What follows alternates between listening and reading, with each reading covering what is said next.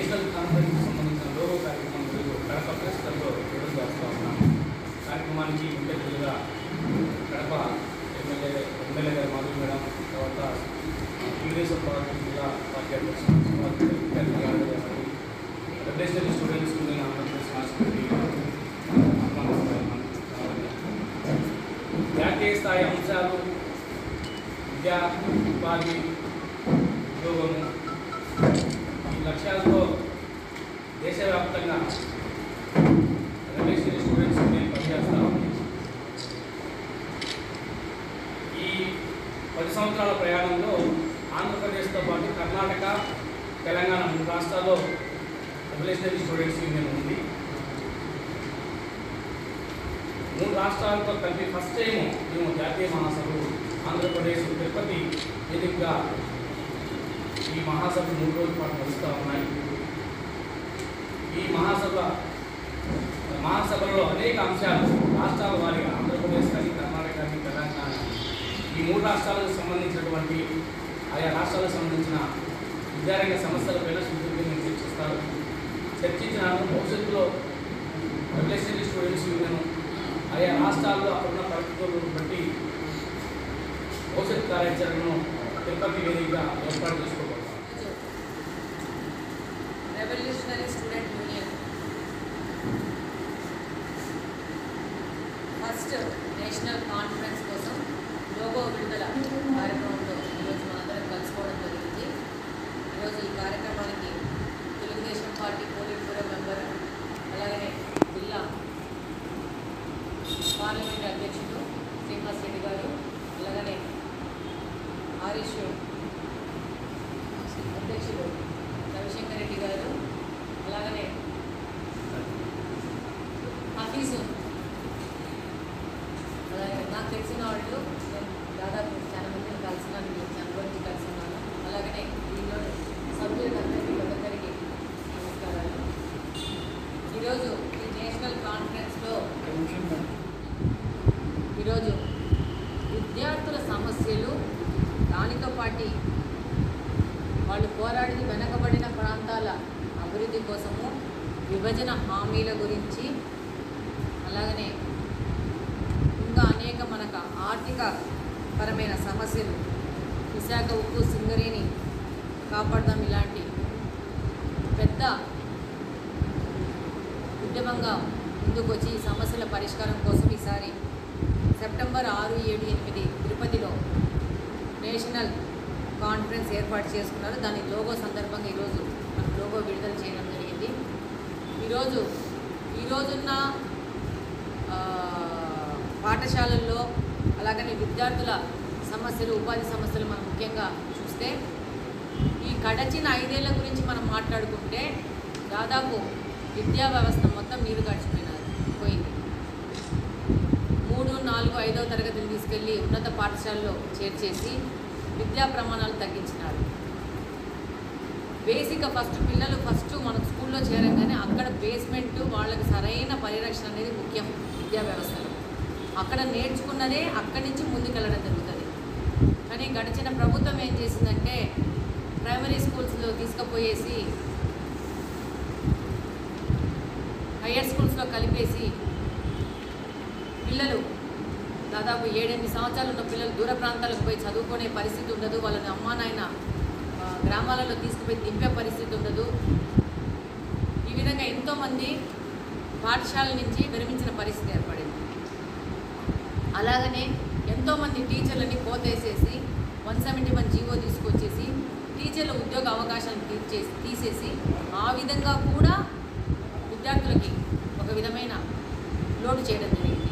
దాని మీద నాడు నేడు అని చెప్పేసి ఒక కార్యక్రమం తీసుకొచ్చి నిధుల దుర్వినియోగం జరిగింది. ఈరోజు మీరు రాష్ట్రం అంతా వెళ్తే ఎక్కడ నాడు నేడు ప్రోగ్రాంతో 5 సంవత్సరాల నుంచి ఏ బిల్డింగ్ ఫినిష్ చేశారు. ఈ కడప నగరంలో చూస్తే దాదాపు ప్రతి ఒక్క స్కూల్లో అన్ఫినిష్డ్ ప్లాస్టింగ్ స్టేజ్లో ఉండి ఫినిష్ కాకుండా అరాకొరగా ఫినిష్ చేసి ఇంకా అది విద్యార్థులకు అందుబాటులో రాకుండా వదిలేస్తారు.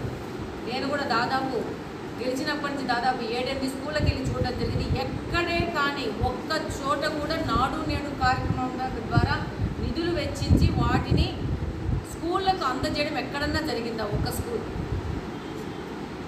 4 కోట్లు 5 కోట్ల రూపాయలు మున్సిపల్ స్కూల్లో అయితే ఆకువీధుల దగ్గర దాదాపు 4 కోట్ల రూపాయలు ఈ యొక్క డెవలప్మెంట్కి ఇచ్చినారంటే 4 కోట్లు అంటే బ్రహ్మాండంగా కట్టేయచ్చు. విపరీతమైన అవినీతిని ప్రోత్సహించినారు ఈ నాడు నేడు ప్రోగ్రాం ద్వారా. వీళ్ళు చేసిందంటే 5 సంవత్సరాలు విద్యార్థులని స్కూల్ డ్రాప్ అవుట్స్ చేసినారు. ప్రభుత్వ ధనాన్ని ఈ నాడు నేడు కార్యక్రమం ద్వారా దుర్వినియోగం చేసినారు. స్కూల్ కమిటీలలో కూడా రాజకీయ యొక్క వాళ్ళని ఇన్వాల్వ్ చేసేసి రాజకీయాలకు స్కూళ్ళల్లో కూడా ఎంట్రీ చేసేస్తున్నారు. స్కూల్ కమిటీలు అంటే ఏ విధమైన రాజకీయ సంబంధం లేని వాళ్ళు పేరెంట్స్ వెళ్ళి అందులో కమిటీలు ఏర్పడి ఎలా జరుగుతున్నాయి పనులని పరిరక్షణ కోసం పెట్టిన కమిటీని కూడా నాశనం చేసేసారు. అలాగనే మీరు ముఖ్యంగా చూస్తే ఈరోజు గత 5 సంవత్సరాల నుంచి డిఎస్సి ఎగ్జామ్ జరగలేదు. ఎంతమంది నిరుద్యోగులు చాలా అసంతృప్తితో ఉన్నారు. ఈరోజు తెలుగుదేశం ప్రభుత్వం రావడము, ఇమ్మీడియట్గా మెగా డిఎస్సిని ప్రకటించడము, దాని ద్వారా ముందుకు పోవడం కూడా జరుగుతూ ఉంది. కంప్లీట్గా ప్రక్షాళన చేసి విద్యా వ్యవస్థని మళ్ళా దాన్ని గాడిని పెట్టాల్సిన అవసరం ఉంది. ఇంకా ఇందాక మాట్లాడినారు పెద్దలు, పెద్ద స్కూళ్ళల్లో కాలేజెస్లో ఓన్లీ ధనవంతులకే అవకాశం ఉంది అంటున్నారు. బట్ దాని నుంచి నేను ఏకీభవించను. ఎందుకంటే ఈ యొక్క కౌన్సిలింగ్ మెథడ్స్లో నేను కూడా ఫేస్ చేసినాను. దాదాపు ప్రతి ఒక్కటి ఆన్లైన్ కౌన్సిలింగ్ అయిపోయింది. ఈవెన్ ఇక్కడ ఉన్న డిగ్రీ కాలేజ్, జూనియర్ కాలేజ్లో అడ్మిషన్స్ కూడా ఆన్లైన్ అయ్యాయి. కంప్లీట్గా ఆన్లైన్లో మనం అప్లై చేసుకుంటే మన మార్క్స్ కంటే తక్కువ వచ్చిన వాళ్ళని సీట్ ఇస్తే ఎవరైనా ఎక్కడైనా క్వశ్చన్ చేసే విధానంలో అడ్మిషన్స్ ఉన్నాయి. మెయిన్ ప్రాబ్లం ఏమొస్తూ ఉందంటే ఈ యొక్క అడ్మిషన్స్ అయిన వాళ్ళకి ప్రాపర్ టీచింగు, స్కిల్ ఉన్న టీచర్లను ఎంపిక చేసుకొని లోటుగా ఉన్న టీచర్లను ఫిల్ చేసుకోవాల్సిన అవసరం ఉంది. అంటే దాంట్లో క్వాలిటీ ఆఫ్ ఎడ్యుకేషన్ పెంచాల్సిన అవసరం ఉంది. నీట్ గురించి మాట్లాడినారు. నీట్లో ఇలాంటి అవకతవకల వలన విద్యా వ్యవస్థ మీద ఒక రకమైన అనుమానం ఏర్పడిపోతుంది. కానీ నీట్ అనేది ఒక మంచి ఎగ్జామ్. ప్రాపర్గా జరిగితే ఎక్కడికక్కడ ఫిల్టర్ అయిపోయి అత్యంత నాణ్యత ఉన్న వాళ్ళు పైకి వస్తారు. దాంతోపాటు మనకున్న స్పెషల్ రిజర్వేషన్స్ వల్ల ఆర్థికంగా వెనకబడి ఉన్న వాళ్ళకి, వర్గాలకి, కులాలకి ప్రాధాన్యత డెఫినెట్గా ఉంది. కాకపోతే సిస్టంలో కొంతమంది స్వార్థపరులు ఈ యొక్క సిస్టమ్ సరిగ్గా రన్ చేయకుండా దీంట్లో కూడా దూరిపోయి దీంట్లో అవకతవకలు చేసుకుంటూ అవహేళన, అపహాస్యం చేస్తూ ఉన్నారు. దీనికి కావాల్సింది ఏంటంటే ఇలాంటి అవకతవకలు చేసే వాళ్ళ మీద లా కఠినంగా వ్యవహరించాల్సిన అవసరం ఉంది. ఒక 10 సంవత్సరాల క్రితం ఇలానే నీట్ ఎగ్జామ్లో కూర్చొని దొంగంగా రాసి పట్టుబడిన వాళ్ళు ఇక్కడ ఎక్కడున్నారు? అంటే వాళ్ళు శిక్ష అనుభవిస్తున్నారా, లేకపోతే చట్టాల్లోని లొసుగులు చూసుకొని బయటకు వచ్చి బయట తిరుగుతున్నారనేది మనం గమనించాల్సిన అవసరం ఉంది. కాబట్టి కావాల్సింది చట్టాలు కఠినతరం అవ్వాలి. ఎప్పుడో అప్పుడు చేసిన చట్టాలు ఇప్పటికీ అవుతాయంటే టెక్నాలజీ పెరిగిపోయింది, జనాభా పెరిగిపోయింది, స్వార్థపరులు పెరిగిపోయినారు. కాబట్టి చట్టాలను మార్చాల్సిన అవసరం ఉంది. సో లాను పటిష్టంగా చేయాల్సిన అవసరం ఉంది. ఇంకా ముఖ్యంగా అలాగనే ప్రతి ఒక్క ఎంప్లాయీకి జరిగిన ఈ ఎగ్జామ్స్లో కూడా చాలా పారదర్శకంగా ఉద్యోగ అవకాశాల కోసం జరిగే ఎగ్జామ్స్లలో చాలా పారదర్శకంగా జరగాల్సిన అవసరం ఉంది. ఈ రికమెండేషన్, పొలిటికల్ ఇన్ఫ్లుయెన్సెస్, ఈ యొక్క పవర్లో ఉన్న వాళ్ళ ఇన్ఫ్లుయెన్స్ జరగకుండా పారదర్శకంగా మార్పులు నైపుణ్య బేసిస్ కింద జరగాలి డెఫినెట్గా. సో ఇవన్నీ ప్రక్షాళన చేయడానికి ఇలా రెవల్యూషనరీ స్టూడెంట్ యూనియన్స్ లాంటి ప్రతినిధులు విస్తృతంగా చర్చించాలి. నేను వీళ్ళకు కూడా రిక్వెస్ట్ చేసేది ఏంటంటే మూస దూరంలో మీ డిస్కషన్ ఉండకూడదు. యాక్చువల్గా ఏందని ఉండాలా, ఎక్కడ అడ్మిషన్ జరిగినా ఇట్స్ వెరీ ట్రాన్స్పరెంట్గా జరుగుతుంది. ట్రాన్స్పరెంట్గా జరగట్లేదని మనం అనకూడదు. ఇప్పుడు నా దగ్గరికి ఎంతోమంది వస్తున్నారు, మాకు ఈ లిస్టులో మా పాప పేరు రాలేదు, మా పాప కంటే తక్కువ ర్యాంక్ ఉన్న వాళ్ళకి ఫస్ట్ లిస్ట్లో వచ్చిందని నిన్ననే వచ్చారు.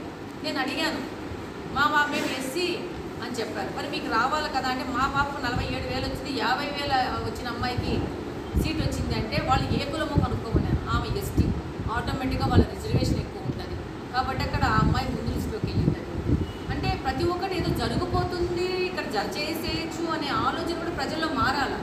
ఒక్కసారి ఆన్లైన్ సిస్టంలో అడ్మిషన్స్ జరిగితే అక్కడ ఏ అవకతవకలు జరిగే అవకాశం లేదు. అవకాశాలు జరుగుతున్నాయని మీరు అపోహ క్రియేట్ చేయొద్దండి. ఛాన్సే లేదు. ఏదన్నా మిగిలిపోయాక సీట్లు అడ్మిషన్స్ అయిపోయినాక మిగిలిపోయిన సీట్లలో కొంచెం అక్కడ ఇన్ఫ్లుయెన్సెస్ వాటెవర్ మిగిలిపోయిన సీట్లలో ఉంటుంది, అంతే తప్పితే ఎక్కడ ఉండదు. ఇప్పుడు నీట్ కౌన్సిలింగ్ జరిగింది, మా పాప కూడా నీట్ కౌన్సిలింగ్లో పార్టిసిపేట్ చేసి నేను అప్పుడు చూశాను. మా పాపకు వచ్చిన మార్కుల కంటే తక్కువ మార్కులు వచ్చిన రిజర్వేషన్ వచ్చిన వాళ్ళకి మంచి మంచి కాలేజీలో సీట్లు వచ్చినాయి. మేము మా పాపకు వస్తుందో రాదో అని భయపడుకుంటా ఉన్నాం. డెఫినెట్గా వాళ్ళకి ఫస్ట్ అవకాశాలు ఉన్నాయి. ఆర్థికంగా వెనకబడిన వాళ్ళకి సపోర్ట్గా సిస్టమ్ పనిచేస్తుంది. కాకపోతే అలా జరుగుతుందని అపోహ క్రియేట్ చేస్తున్నారు, అది కరెక్ట్ కాదని అంటున్నారు.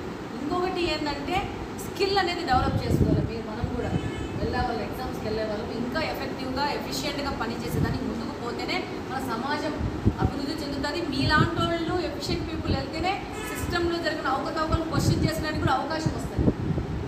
మేనేజ్ చేసుకునే వాళ్ళు పోతే వాళ్ళ ఆలోచన అంతా మేనేజ్ చేసుకునేటట్టే ఉంటుంది ఫ్యూచర్లో కూడా. ప్రతి ఒక్కటి మేనేజబుల్ అనే ఆలోచన. ఇప్పుడు నా దగ్గరికి ఎంతోమంది వస్తారు, ప్రతి ఒక్కటి మేనేజబుల్ అని వస్తున్నారు. ఈరోజు నేను చెప్తున్నాను ప్రతి ఒక్కటి మేనేజబుల్ కాదు, ఇక్కడ మనం చెప్పలేమంటే వాళ్ళు అసంతృప్తికి గురవుతున్నారు. ఎమ్మెల్యే దగ్గరికి వెళ్తే ఎమ్మెల్యే చెప్పట్లేదని, కొన్ని చెప్పలేము, కొన్ని చెప్పడానికి అవ్వదు, చెప్పినా కూడా అవ్వదు. చెప్పి ఆ సిస్టమ్ని డిస్టర్బ్ చేయాల్సిన అవసరం కూడా ఎవరికి లేదు. సో కాబట్టి కొన్ని చోట్ల మేము ఇన్వాల్వ్ కామని చెప్తున్నాం. అట్లా చెప్పేవాళ్ళు పెరగాలి. ఇప్పుడు సిస్టమ్ ప్రాపర్గా వర్క్ చేయాలని చెప్తే కొన్ని విషయాల్లో కొంతమంది ఇన్వాల్వ్మెంట్ ఉండకూడదు. సో క్లియర్గా మేము కూడా చెప్తున్నాం, మీరు కూడా ఈ విధంగా ముందుకు కూడా ఎగ్జాక్ట్గా యాక్చువల్గా ఏముంది అనేది ఈ యొక్క డిస్కషన్లో కూర్చొని మాట్లాడాల్సిన అవసరం ఉంది.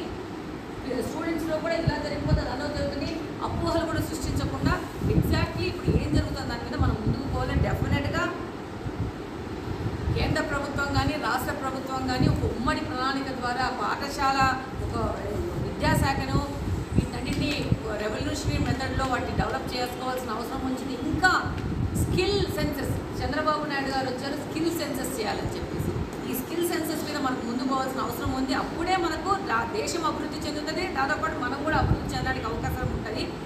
స్కిల్ సెన్సెస్ మీద మీరు ఈ డిస్కషన్లో మాట్లాడాలి. డెఫినెట్గా స్కిల్ సెన్సెస్ కోసం చేయాల్సిన చర్యల కోసం మీరు కూడా డిమాండ్ చేయాల్సిన అవసరం ఉంది. దీంతో పాటు పేద బలుగు బలహీన వర్గాల కోసం స్టడీ సర్కిల్స్ కంపల్సరీ ప్రభుత్వం ఏర్పాటు చేయాలనేది నా అభిప్రాయము.